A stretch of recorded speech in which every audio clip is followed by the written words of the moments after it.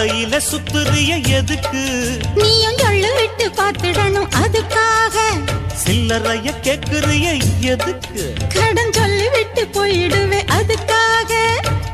என் ஆட்டமா ஏழக்கெல்லாம் ரேட்டு ரொம்ப ஜாஸ்தி தான். எல்லாத்தையும் இங்கே விட்டா சோறு தண்ணி நாஸ்தி தான்.